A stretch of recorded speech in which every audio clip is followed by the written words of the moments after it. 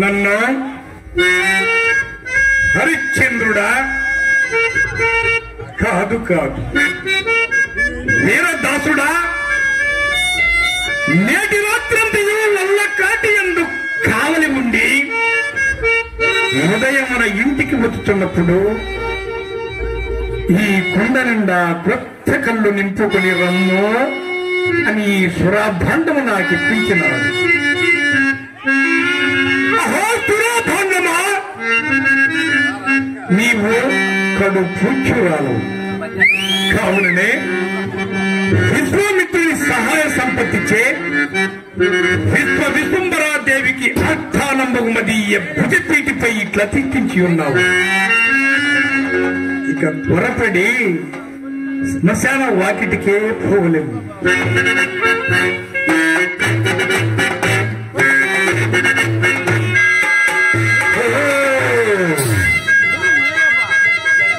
అంధకారమప్పుడే బ్రహ్మాండమంతయు కన్నులున్న వారిని సైతము బుద్ధివాంతులు చేయుతున్నది కదా ఈ అంధకారము. కలవారి ఇళ్లలో పలు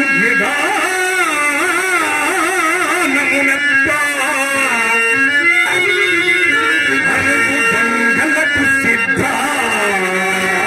సిద్ధాంతమందు మగలంతో గనిచ్చి తెగి అంటుగాంధ్రకై తారా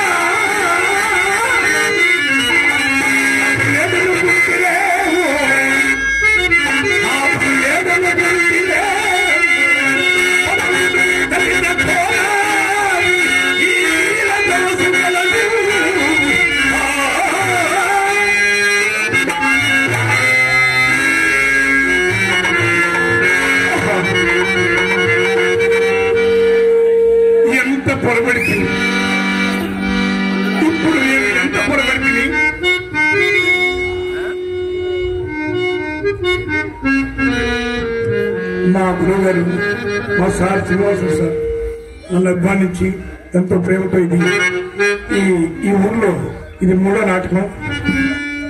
మనవాడు మన శ్రీనివాసరెడ్డి మీరు ఆశీర్వదించగా కోరుతున్నాను. బాగా గట్టిగా పడతాడు, కాడ్సి గట్టిగా పడతాడు. అందు గురించి ఆయన ఎదుర్కొని మీకు మీ ముందు ఆయన ప్రదర్శించాలని కోరుతున్నాను. రవిరెడ్డి సార్ నన్ను అభిమానించి ఒక 200 రూపాయలు కానుకలు వారిని కళాపల్లి సలహాలని మనస్ఫూర్తి కోరుకుంటున్నాను.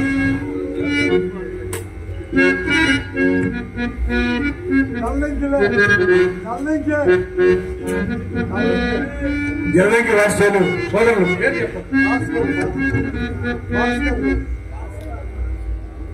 భాస్కర్ గారు నా కళ్ళ నుంచి నాకు ఒక 50 రూపాయలు చదివించారు. వారు నా కళామ తల్లి చల్లకలు రాసుకుంటారు. నా మిత్రుడు అన్నయ్య వేణుగోపాల్ రెడ్డి 100 రూపాయలు చదివించారు. వారిని ఆ కళామ తల్లి చల్లకలు రాసుకుంటారు.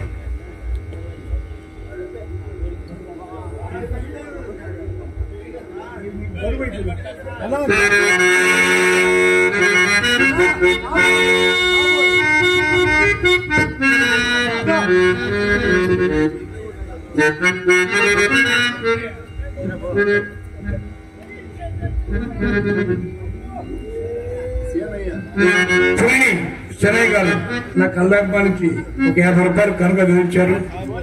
వారిని ఆ కళామ తల్లి చల్లగా చూడాలని మనస్ఫూర్తి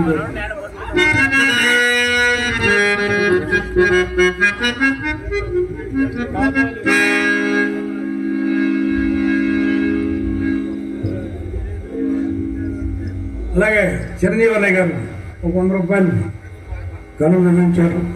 వారిని కళామ తల్లి చల్లగా చూడాలి.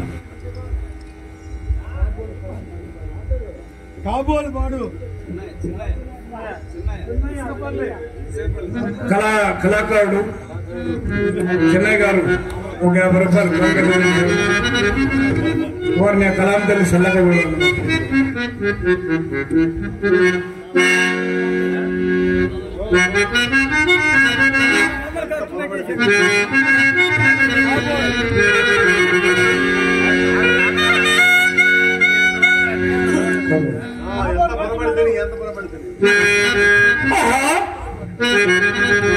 ఎంత పొరబడితే సగము కాలుచు బరువు లేక నిలువన పైకి లేచిన ఈ విచిత్రి కదా. అయ్యో అయ్యయ్యో ఈ కళావరపు దుస్థితి ఎంత జాలి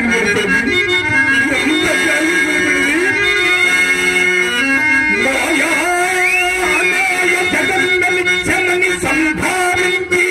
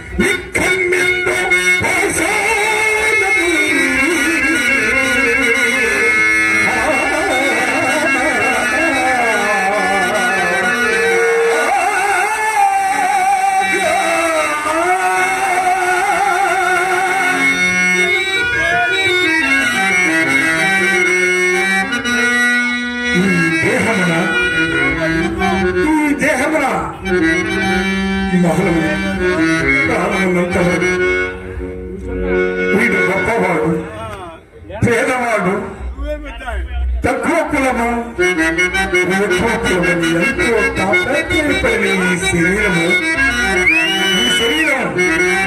ఇప్పుడెందో కట్టెలలో కాలిపోతూ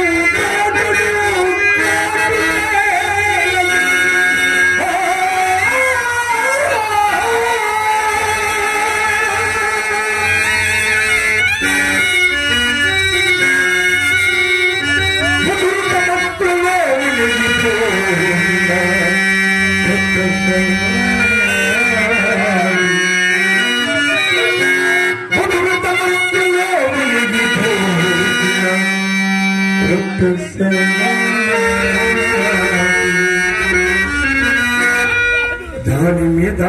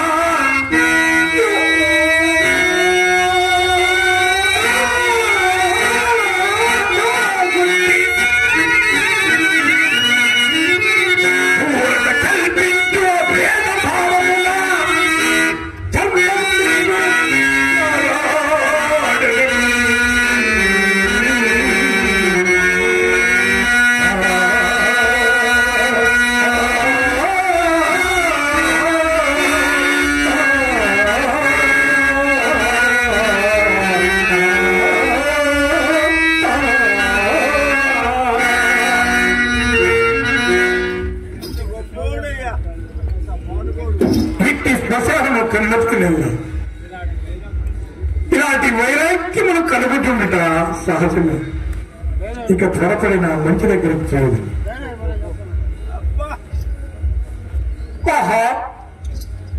దారి బొత్తుగా నిర్ణయింపలేకున్నాను.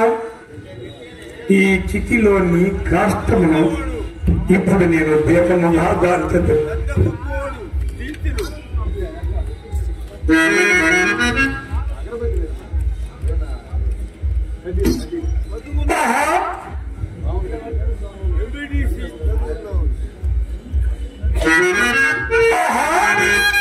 చక్రవర్తులకు సేవకాలను పుట్టు బంగారపు దిప్పికల కంటే ఇప్పటి నా నీచ స్థితికి ఈ కొరవే మిక్కిలి ఉచితమైనది.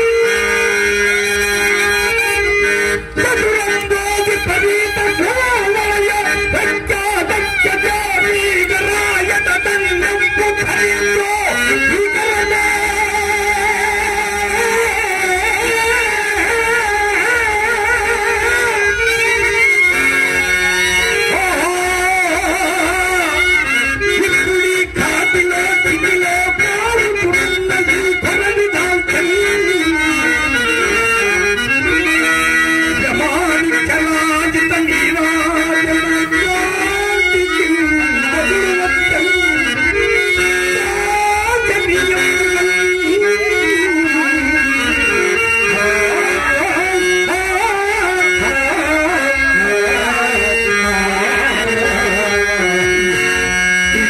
ఎప్పుడే ఆరిపోయింది. పోనీ పారవైతే జనాలు తగ్గించేశారు. మీరు ఎంత బాగా లోకంలోని కష్టములు నీవు నన్నే కోరి వెళ్తూ కాకుండా ఇన్ని కష్టములు ఎవరన్నా వెళ్తుంది. ఈ నిర్భాగ్యపు హరిశ్చంద్రుడు గతించిన వెనుక మరలా కష్టములకు తాలెక్కడ దొరుకును కదా. రాజ్య వియోగముకై దుఃఖింపను, మహారణ్యవాసాది ఘోర దుఃఖములన్నీ సంభవించిన కనింపను. కడకు అతి నీచితంబగు ఈ చండాలదాసములకు కూడా కాని చేపట్టిన దాది నన్నే పరమ దైవంగా భావించు నా మూల తనకంతలేసి కష్టములు సంభవించను. క్షమాగుణ సంపత్తి చే సంఖ్యుడే కాక తనను ఒక్కనికి తెగనమ్మకున్న నీచంబన్నే సంకోచించినప్పుడు సత్య ప్రతిష్టకై ఉన్నట్టు నీచ కృత్యములు కూడా సగరములు ఇవ్వనని నాకు ఉత్సాహము కల్పించి నా సత్య దీక్షను కాపాడిన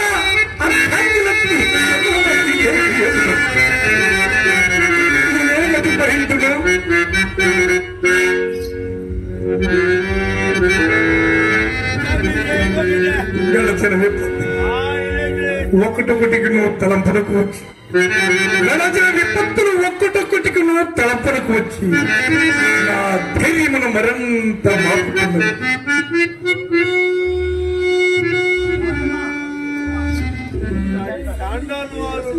ఆనాడు అసూయం పశ్చ నీ రాణివాస సౌఖ్యం వెయ్యను కదా. అయ్యో సాధ్యమని నీ పతి బతికి ఇండినను నీవు అనాథమై ఒక్క నీ దైకు పాత్ర అలవో కావలసి వచ్చి కదా. నాయన కుమారా లోహిత నిన్ను మరలా ఎన్నడు చూడగలుగుతున్నావు కదా తండ్రి, ఎన్నడు చూడగలుగుతున్నావు కదా. దాసి జనంపుల చేతుల నుండి అడుగట పెట్టనీక నీవుల గారాబులను ఇష్టగా దాస్యములకు ఎంచుకుంటే కదా.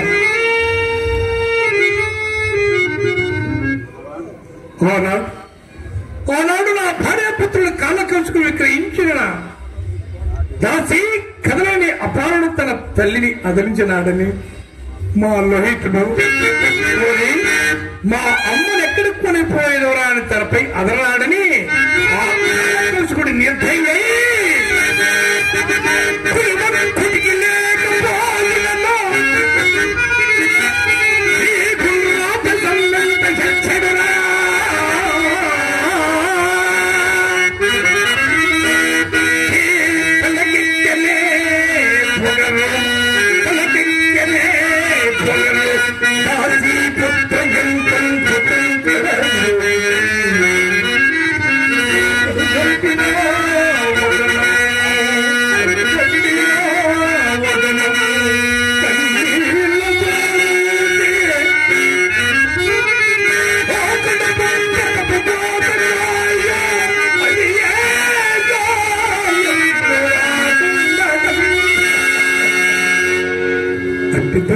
నుండి సతీ సూత్రులను తప్పించలేకపోయింది కదా.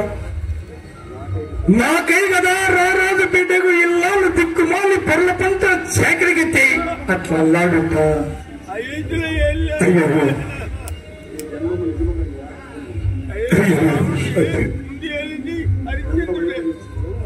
ఎంత వైపరీత్యము జరిగినది, ఎంతటి వైపరీత్యము జరిగినది.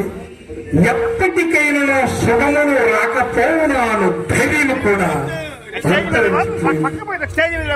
బ్రతికి ఉన్నంత వరకు దేవి కాదా శనుకంబును నాకీ కాటి కాపరి ఉద్యోగము అవసాన భక్తుంగులే కదా. ఒకటకట